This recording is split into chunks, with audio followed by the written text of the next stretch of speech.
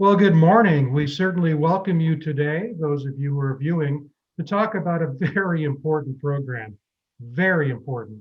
The Edgewood Village Scholars Program is one of those programs that some people know about, even locally in the Lansing, Michigan area, but others don't. And it does such public good. And another thing that's important about it, it is the outcome of citizen resolve, of everyday people deciding that they wanted to serve the public good. They identified what they wanted to do, and then they did it. And we're very pleased to have four principals of the program here with us today, and they're going to introduce themselves to you right now.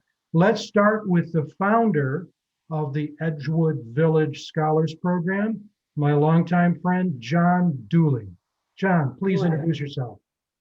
Thank you very much. This is a great experience for me, and I'm glad to be a part of it.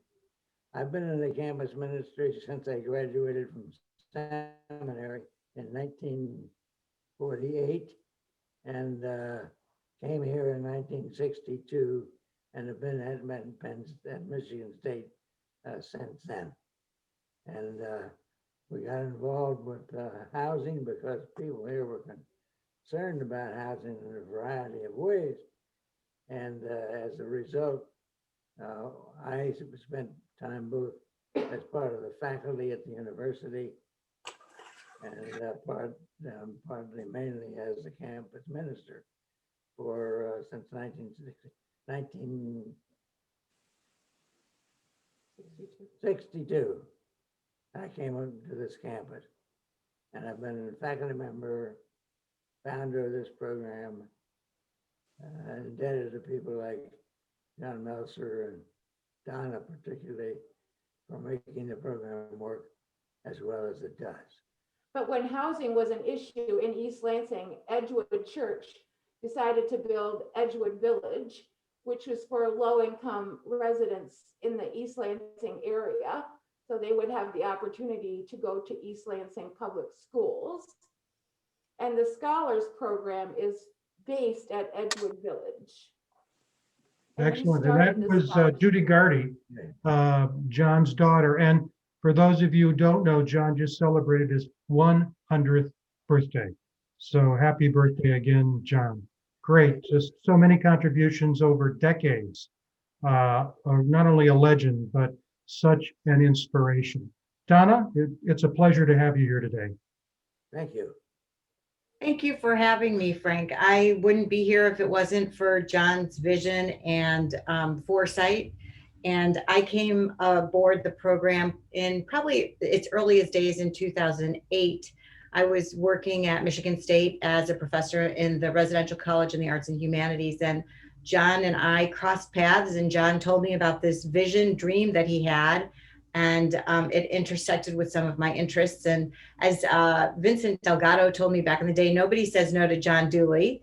And boy, was he right. The program, I was involved as the director of the Edgewood Village Scholars Program, or the chair of that committee for probably about 10 years. And we saw it from its infancy to fruition. Our kids are in college, and it did exactly what John had dreamed of doing. So it's been one of the most exciting projects of my entire life. Fantastic. And you're at the University of Michigan now, correct? I'm now the co-director of the program on intergroup relations at the University of Michigan. Excellent. And a longtime friend and colleague, John Melcher. I don't even want to talk about how many years we go back, but we don't have enough fingers and toes for that. But it's great to have you here. Thank you, Frank. It's great to be here and with all of you. It's really interesting. I know all of you on various levels over the years, and that comes with sort of the territory of staying and working in one place for so long. I did start at Michigan State University as a student in 1968. And I've now worked at the university for over 35 years and doing community and economic development work. I'm associate director of the Center for Community and Economic Development. And I started hanging around with the Duleys probably in the late 80s and 90s. And I did a lot of very fun, meaningful things. I built a lot of relationships with them over the years, starting back, with some, again, issues of housing, homelessness in particular, the services that were being able to be provided, and work of Betty and Judy and John with the Housing Coalition. Really, over the years, transformed into a longstanding evolution of community and economic development that has been centered on human development and driven by, I know for John, by his internal drives of spirituality and human belief, really in the human spirit and in human beings. And I've been fortunate enough to come along on the ride, and I'll tell you a little bit about that a little bit later on in the program. Thank you, John. Appreciate it very much. And one of the things that strikes me is that once in a while I'll talk with someone who has worked with John on a project, and they didn't know that I worked with John on another project. It's because there have been so many circles and intersections of people over the decades working on various projects, and I might mention, not just community-based, but also academically. John is the father of the service learning movement in this country. So it's an incredible legacy. But we're here to talk about the Edgewood Village Scholars Program, and there are obviously some very basic questions. What is it? How does it operate? And other features that relate to the architecture of the program. Donna, if you could give us an overview, I know our audience would be very interested in all of what I just described. So please fill in the details. The program is located in the village, and it's specifically designed to serve children who live in the village. John's vision was that we create a program where we work with them from the time that they were finishing 5th grade, and give them all of the privileges that kids who have more economic stability have, and toward the goal of getting them into post-secondary education. Over the years, we figured it out as we went. It wasn't exactly clear how we were going to get there, but the basic goal has been well served. So what we do is, when the kids are in 5th grade and they live in the village, they're invited to fill out an application to participate in the program. The application is fairly thorough because we want them to think very deeply about what their future might look like if they were to go to college. We want them all to see themselves as college material. Many of them would be 1st-generation college students. And though the application process is rigorous and includes letters of recommendation from 5th grade teachers and other people that know them, by and large, we admit most everybody that applies, because we want to give everybody the chance. And when you're 10, who knows, what lies ahead. So we want to give everybody the opportunity to participate. And so we admit about 5 kids a year. Some years there's a few fewer, and some years there are more, because not everybody wants to apply, and the population of the village does not always deliver 5 5th graders every year. And sometimes we admit them because they move into the village after they finish their 5th grade class. And through the years, we give them, they're expected to participate in Edgewood Village Scholars Program programming, which includes everything from tutoring. So we have a very, very robust tutoring program at the village where students can come, and they're tutored by and large by college MSU students who come and help maintain their academics. We also work very closely with the East Lansing Public School District, so that the district is very aware of what we do.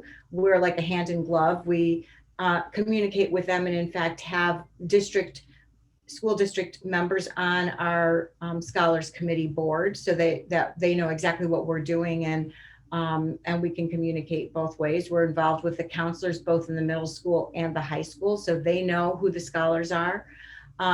And we help the scholars both in terms of all aspects of thinking of themselves as academics and future college students, but also other things in their lives. So we provide emotional support, we provide financial literacy, we provide computer opportunities. We have a whole computer room at the village where they can work. And we also encourage, and this is based on John's deep passion for service. We have a whole program where they provide service both to the village and beyond. And so they're engaged in opportunities to serve people with whom they live, but also in the greater Lansing community. And we invite the scholars themselves to come up with the kinds of projects that they want to work on, and we help guide them. So the program grew from, a handful of kids back in 2008. We saw them through. They graduated. We have a really high success rate of getting our kids both through high school and then into college. And in their final years in high school, in their junior and senior year, we work very intensively with them, matching each student with a mentor, a college mentor that really holds their hand through the entire college process. So everything from reviewing the kinds of schools that they might want to go to, slimming down that list so that it's manageable. We help them with the college entrance exams. And I remember one of my first memories of John was him in his little car driving the kids himself to the SATs or the ACTs at, like 6:37 a.m. in the morning. He was the one that was providing transportation and then picking them up afterward. We figure out all the financial aid that they need. We have financial aid folks who come in and work with each student individually so that we can ensure that they get the coverage that they need. And I'm happy to go into any of the details, but I will say that our students have been incredibly successful at getting into college. And so we have kids at Michigan State, at the University of Michigan, at Wayne State. We have kids out of state. One of our students is now a junior at University of Southern California, USC. And what we realized when they started going off to school, so we had gotten them to the point where we had succeeded in getting them into college, and we realized that they also probably needed support while they were in college. And so in the early years, we provided some writing mentors for the college students so that they could call upon people from our community to help with the early years in college. And we have some college grads now. So it's really, really, really incredibly exciting work. Very, very good. Could you say a few words about Edgewood Village? Who lives there, and give the profile of the residents? And then if you could talk a bit about how many students have graduated from college that were in the program, just a ballpark, how many students are in the program now, so the audience has a better feel for the context. I'm going to pass the question about the village on to John or John, but I will address the issue of the number of scholars in the program. So by and large, we admit about 5 students a year, which means that at full capacity, we're between 25 and 35 students a year, many of whom have individual mentors that they work very closely with throughout those years. Great, super. John, let's turn to you, and also Judy Gardi. John's daughter can chime in as well. Let's start with that first question so that people have an idea, John. What is Edgewood Village? Who lives there? Because that's obviously the frame of reference for the program. So talk a bit about Edgewood Village first. Edgewood Village is a 135 unit HUD operated facility for people who are very low income, extremely low income, and the poorest of poor.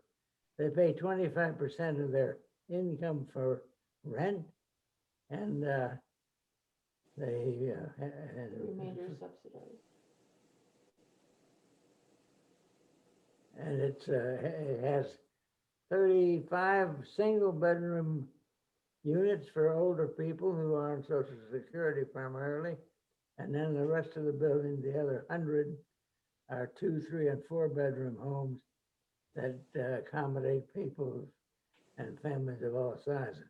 There are about 400 people who live in the village, and about 100 of those are children, and the rest are seniors and parents. And like many people who come, they just don't feel like they belong there. They don't want to be viewed as people who are on subsidies, And so they don't fraternize very much. And one of the Mm. problems we have is creating community Yeah. out of which they begin to help one another. Probably the most successful thing we've done for that is community garden and the neighborhood events. We have 5 neighborhoods in the village, 5 different areas that mark off a neighborhood. The homes are largely 2, 3, and 4 bedroom townhouses with 3 to a townhouse. They're a scattered building sort of thing. It's not like many HUD properties, which are all jammed into one large tower. This Mhm. is spread out over a 5-acre area. We've included a playground for kids up to 5.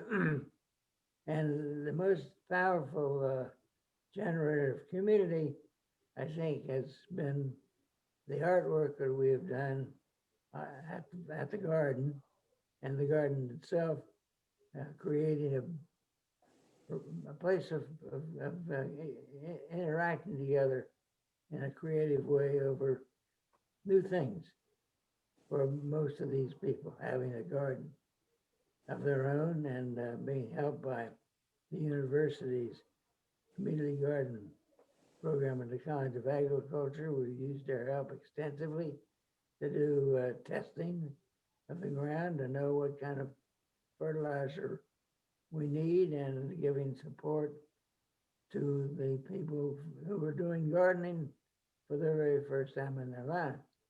And it's been a powerful creative community in and of itself.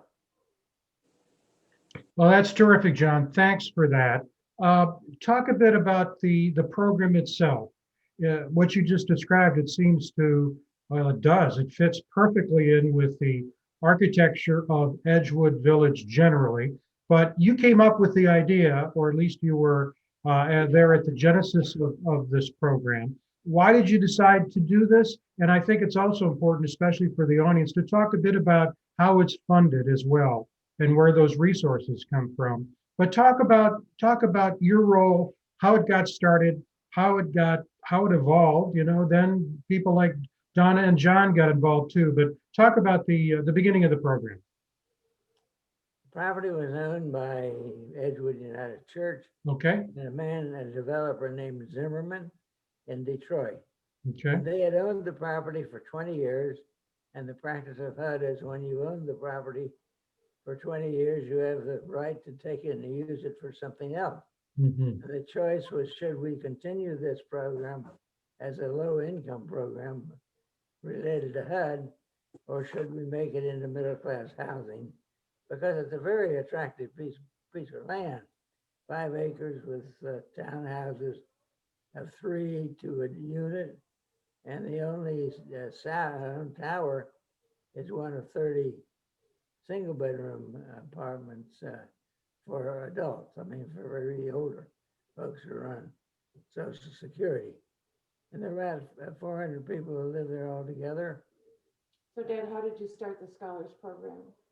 Originally, our idea was, and we were counting very heavily on funds from local churches that I was approaching and explaining this program to them and asking them to contribute $2,000 a year that would provide a scholarship for some of the young people who wanted to go to college, a 2-year scholarship at Lansing Community College, and then they'd kind of be on their own. We didn't have any vision of what developed, which was due largely to Donna's extra work and the rest of the folks like John Melcher who helped us make it run. So originally it started out as a very minimal kind of thing with 5 churches primarily involved, in which we were going to each year for $2,000 for each child, who would eventually, we made it put in a certificate, eventually get this as the scholarship to help them get into Lansing Community College in the 2+2 program. And that's where we started. And the community that we developed out of this with people like John Melcher and others, whom we brought in to give us advice and to work with us and help us, is that they helped us see a vision of it being a much larger program, especially with help from people like Donna and people we got to know whose major role in life was to find opportunities for young people who come from, well, these people who we are educating are mainly children of refugees brought here by Catholic Social Service, Jewish Social Service, and housed in this property. And their children are children, people who've gone to college the first year were all refugee kids except one. So it's a program that is significant in many ways. It's not just making a way where there's no way for young people who grow up in poverty, but it's opening up a whole wide field for young people who otherwise would not have these opportunities. And I've been very proud of the performance of these students in the first graduating class. I'm not sure about this, but someone I'm talking to the mothers of the twins, that's Malcolm and Madeline, reported that they had maintained a 4 point the whole 4 years. I have a tough time believing that, but they've convinced their mother that they're doing good work, and I'm sure they are. Yeah. I mean, they have done well. They've done internships. I've been on the dean's list. Yeah. Well, John, you talked about earlier about the link to the community gardens, and in Donna's description of starting in 5th grade, you're doing a lot of seeding of the ground, so to speak, to increase the prospects of success, which I think says really important things, that it's not just one thing, it's many things. And it's also many people, as you say, that have gotten involved over the years to make it success. John Melcher, you have observed this over a number of years, and if I'm correct, you're serving on the board currently, as is Donna's spouse, Michael. Give us your sort of 360 view of the program and the contributions you see it making. Sure, I'd love to. I'm going to go back a little bit on the history, only because it just seems to me, at least for me and my sort of involvement, it rooted out of this really 1990s, where John was referencing the beginning of the housing ownership of Edgewood Village. And I think it was just 2 years after that, as part of a HUD initiative, John and a couple of other people went to a conference that dealt with community computer networks in public housing units. And when he came back, and also at the time, and again, this is in the 90s, this is the .com, era, where everything was turning into, internet. And I'm thinking, all those, poor kids who, have liberal arts educations or things like that, because everything's now, you got to code this, you got to be able to know, how do you program in BASIC. And so we were trying to understand that as best we could, particularly in light of the village and the opportunity that computer and education related to computers brought. And so early on, we established an 8-person computer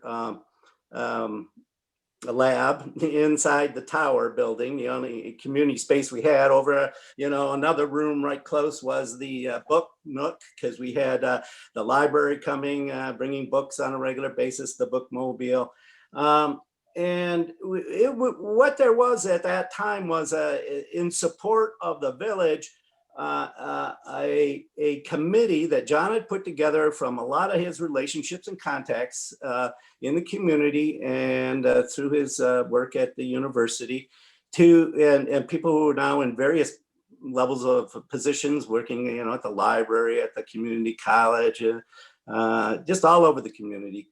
And he had him come serve on a community outreach committee, and that's where I, was also intersecting here more now around the village on that committee, of which we did the computer learning piece to this that grew to a point where the kids were in there all the time, and really we had a lot of programming that was really directed at, I think, child development by and large.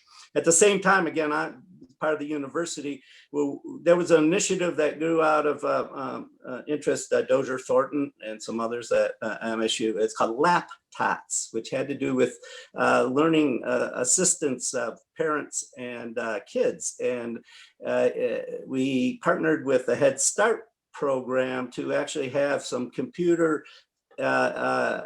based learning with parents and kids inside the Head Start programs.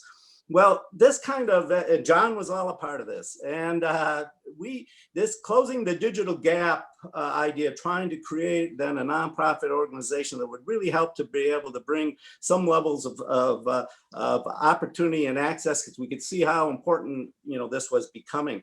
And it was out of the closing digital gap that we began to really work with Head Start mothers in trying to, refurbish computers, involve them. And in the process, they'd be able to take home a computer at the end of the day through the training, after the training and the workshops. Well, we eventually brought that program to Edgewood Village, augment the other work that was being done really at the computer center and to this community outreach committee. And where we were evolving were a whole myriad of programming that was assisting residents at the village. And it was sort of a hodgepodge, if you will, but at the same time, they were really all very meaningful. And what we were learning to do was how do we begin to organize them in a way that really made a difference to the residents in the village. A very developmental model of how do we begin now to do more than just provide services, but actually do the human development thing, so people get the skills and understandings and opportunities to be able to grow fully. So out of that really came, I think, where we began to, I was starting to work with these a tool that was called individual development accounts, which were a tool for low-income individuals, a savings program really where they could save money and use for one of 3 high return investments, starting a small business, home ownership, or education training. So this idea was that it began to work with our youth and our students there at Edgewood. We said, oh, maybe we should try to bring in some of the elements of IDA, an incentivized opportunity for the youth to be able to hopefully earn some money, have some opportunity to save and have it matched for a college education. And I think that's where it was from that IDA root of the savings and match that we really began to get traction for the idea that what we would do is try to identify the opportunities for our youth who would be deserving, but would have an opportunity that we would actually put away $5,000 into an account that would lock it up till they could graduate from high school and be able to use that then in college education. And so out of that sort of IDA space and the computer learning and all of that, this idea of human development, there's also birth to work concept that was being developed. We're looking at early childhood development to say this is important times. It's not just, the difference between daycare and early childhood development. I mean, it's all at the same time. It could be in the same place, but it has a different intention. And we wanted to bring the development intention to the work that we were doing, for both the youth and the adults at the village. And it was really out of that space and understanding what we were trying to accomplish that the scholar program really got rooted. And when John, again, using his relationship building capacities as he went to university, involved the Residential College for Arts and Humanities and others, it has turned into this really marvelous program that has empowered, I think, individuals in the village, particularly the youth, hopefully, as they take the tools of training and learning and opportunity that are being provided to take it into their lives. And it was recognized that it was going to have to go well beyond just the time we would spend with them at the village, and of course into times of college, and that's where we are now. And so again, back to the sort of longer term perspective of development, we try to understand and bring in the science from our educational partners to the place where, the people are living and experiencing, what the reality, particularly of low-income individuals. We try to bring that together in a way that creates partnerships, mutual learning, a lot of mutual learning going on through this whole process. As Donna said, we started and, you figure out how to dance once you're on the dance floor. And John helped us get to the dance floor, and we brought on partners, and so far the dance is looking good. And we're bringing new partners on, and it's great to watch the kids grow up. That's all I can say. It's just great to see it happen. One of the things that comes to my mind as you were talking there, John, goes back to people like Miles Horton and others, great community organizers and developers, that something has to come before, but you pave the road as you walk it. The emergent quality of almost the element of surprise as you begin to think very creatively, what might be next? And what's interesting is some of the folks who join you down the road weren't necessarily with you earlier. And so you have this convergence of interest and passion.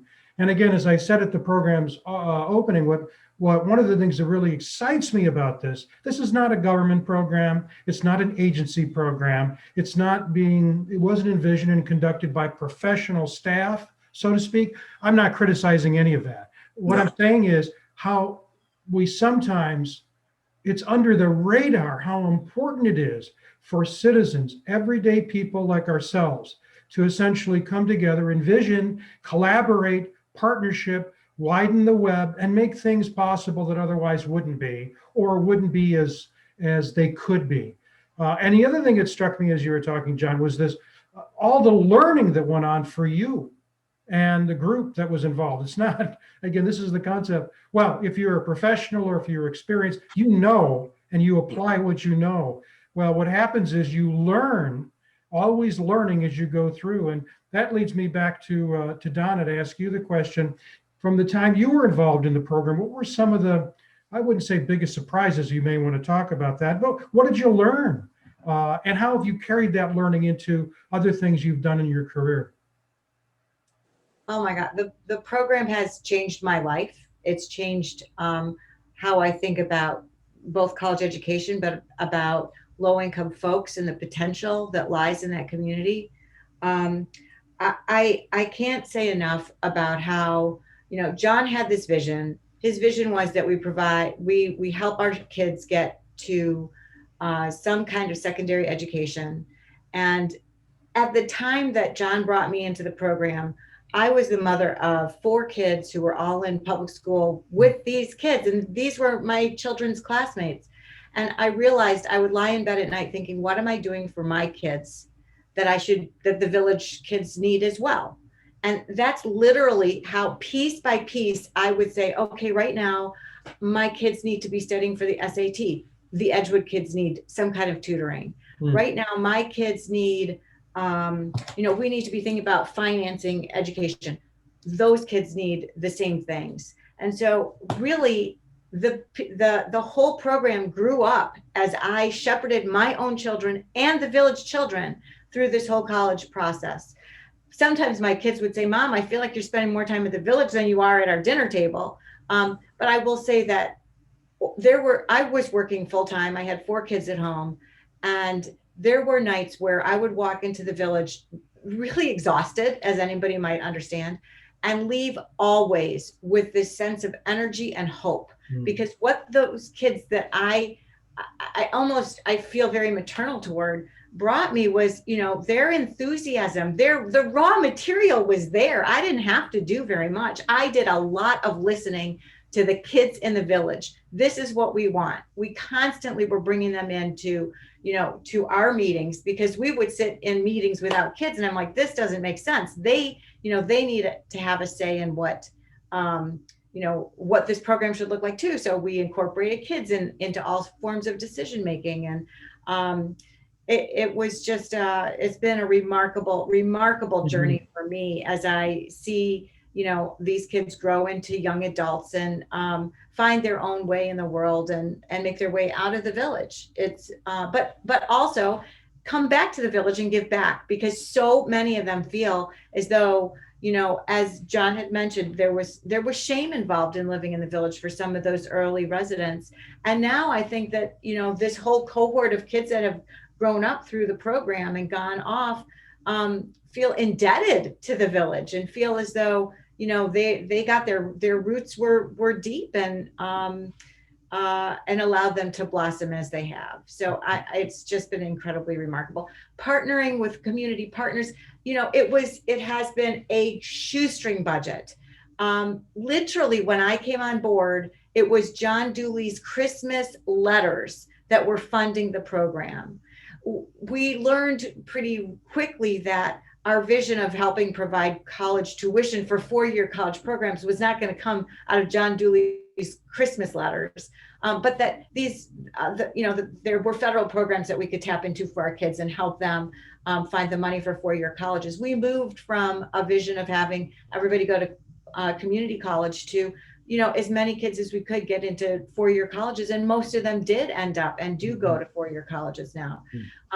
We partnered with not just the public schools or the Michigan State, but there are AmeriCorps programs that are involved, in Lansing Community College, and a variety of churches in the Rotary Club and MSU Federal Credit Union. And, there were just individuals that popped up all the time. One of the programs that we started because I realized my kids needed summer internships to write about was a summer internship program. So we asked the kids in the village, what kind of internships do you want? And we realized they could not forego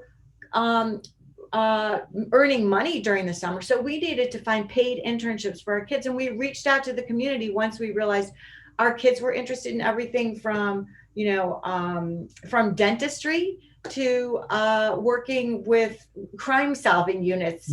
And we found community partners wherever we looked. The community was rich with people who were willing and generous about their participation in our program. So, I mean, the entire, my world changed because not only was I constantly in touch with these kids who were so inspirational, but also I was meeting people in the community that were willing to also believe in our vision and our dream and help make us make it happen. Well, there are two things about what you just said. Thank you for that too. That just strike me, and I think they're important. I hope they're important.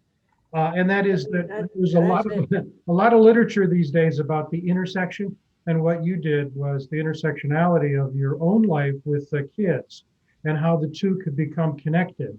And I think that's so important that this wasn't a program as an it that was then implemented. It really was very spiritual. It was a very humane program in the sense that life situations converge. The other thing, and then I'll turn to John for this, and it's actually the host of this presentation is a group of colleagues who operate under the banner of Future You. And one of the things we're very concerned about is an ethic in society, which is very much about, you're on your own, and if you can't make it, then you don't deserve to be successful. So let's see, it's survival of the fittest. What you described, Donna, and what both Johns have described too, is a very different philosophy.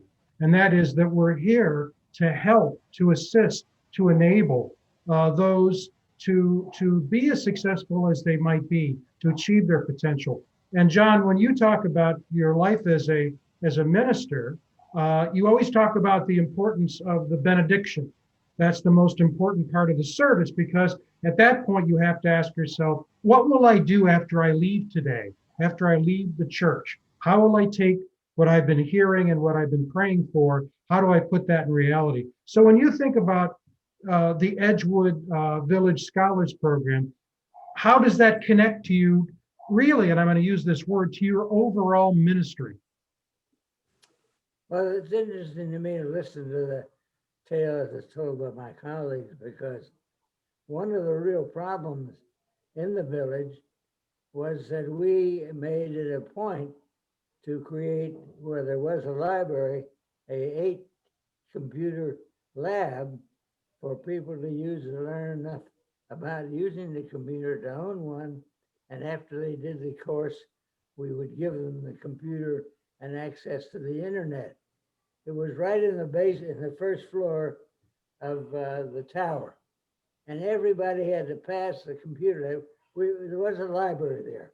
We ripped the library out, put an 8-station community, 8-station computer lab in there, and everybody walked right by it to pay their rent every month. And we advertised it throughout the village as a program that was available to them to earn a computer for their own. And the only people that used it at the very beginning were the people who lived in the tower where the computer was based. And they used it primarily to communicate with their families or to develop their favorite recipes or greeting cards, and learn how to use the computer in that way. But he talked to other people, this was a shut the door after you residential community. People come to this with the same attitude that people who aren't forced to live in subsistence housing with the same attitude. These people are not my people, and I'm not here for long. I'm not going to be here very long. I'm not going to collaborate with them. I'm not going to do anything. I'm going to shut the door when I come home. So everybody walked right by the lab, and everyone had to use it except the people who lived in the tower.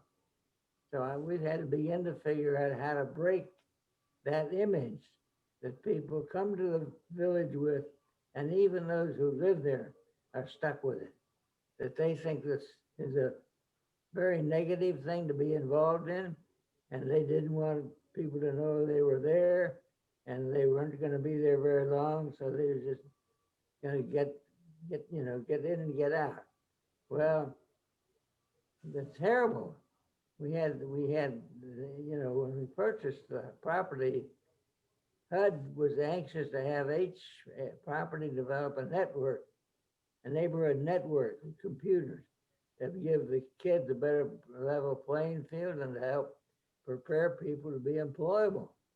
And we couldn't get anybody at the very beginning who didn't live in the towers to come and use the computers to earn computers for themselves and get the necessary training to be more likely to be employable. So we had to develop a way to break down that attitude that it's not a place you make friends. And that was a major problem. And one of the things we did was to get the university, Meridian Township Farmers Market to offer a W Bucks program, that if they went and turned in their food stamp cards, they could trade them for coins, fake coins, that were equal to twice the amount that the money they put in the till. And then they could go and use that money to buy things. They didn't all have cars. And so we arranged to provide the computer bus, the Capital Area District Catabus, to come and pick up people and take them to the farmer's market and then bring them home. And as in the course of riding the bus together, they began to know one another.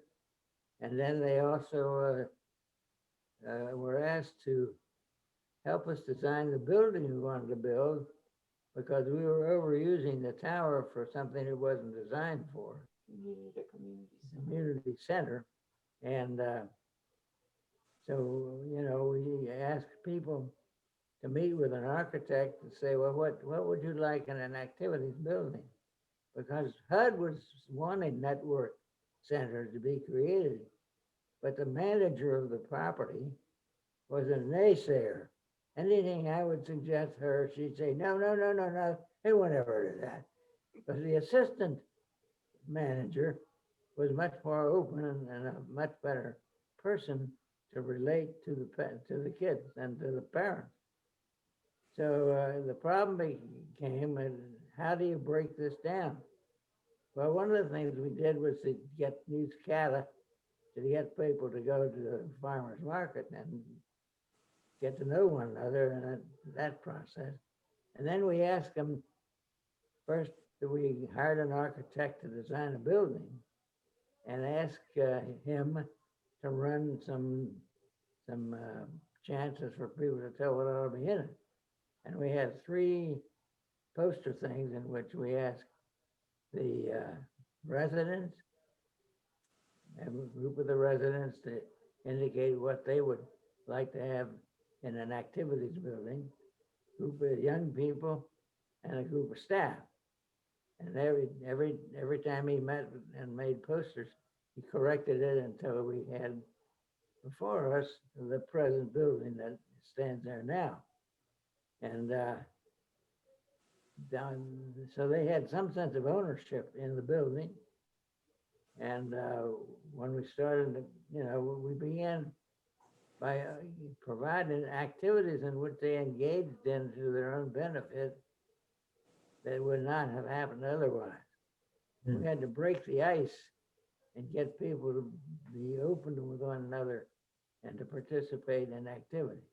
And one was the design of the activity center, and the other was the creation of the playground area, the other, which they helped build and design, and the other was a garden, which was probably the most helpful thing, in which we had 60 plots for 60 of the families to raise their own produce and to teach them how to cook on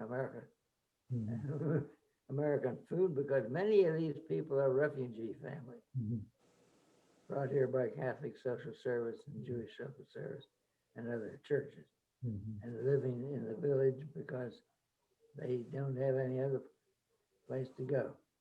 So the problem that we faced with a very serious problem was break down the barrier, and it wasn't easy. We started as many little different ways as possible, and as I said earlier, the garden itself became one of the best instruments we had for creating community, because people were learning things to do and proud of what they grew, and we were willing to talk to one another.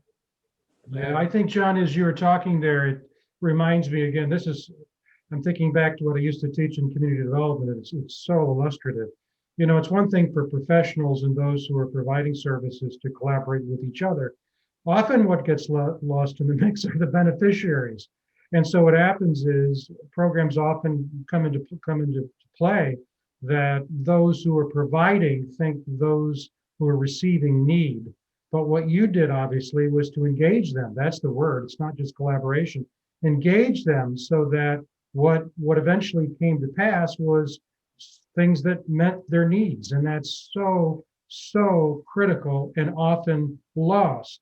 There is an art to community development, good community development, and you always face the need to break down barriers. So your story is really important. A serious barrier. Yeah. Property. But before we leave, I want to do a round robin here and turn to each of you for any final closing comments you'd like to make. We'll start with John Melcher, and then we'll go to Donna, and we'll close with the founder, John Duley. John, please, John Melcher. Well, once again, you know, this is, I think, some of your comments about the evolution of learning and the engagement process, and it's mutual learning. And it's part of that engagement about who gets to participate in the ideas and the development, as well as the execution and all the benefits that come from that kind of work. Well, it's baked into how Edgewood Village operates. It's there, and it's in its most foundation underpinning, and really out of that came what you're seeing and evolving to this day.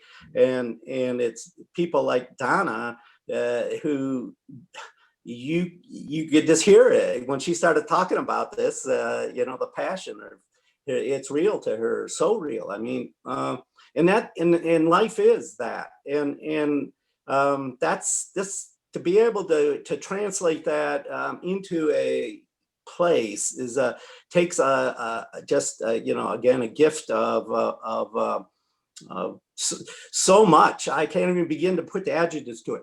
And that's what John's really brought to this, John Duley, that allowed for this to kind of move forward. And I think that unexpected kind of evolution is, and I just have to get this in if he doesn't, though, it's the ever-present possibility of the intrusion. That's right. I think what you're talking about, John, is love. I think that's what it really is. And thank you so much for not only what you said here today, but your many years of contributions. Donna, please.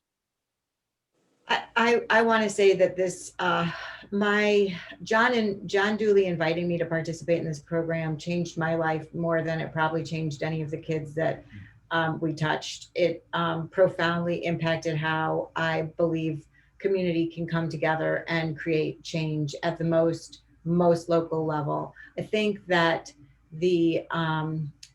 what happened at Edgewood is a model for what can be done in places across the country when a small group of people get together about something that they care about. They listen deeply to the community in which they are serving, and you roll your sleeves up and you do what has to be done.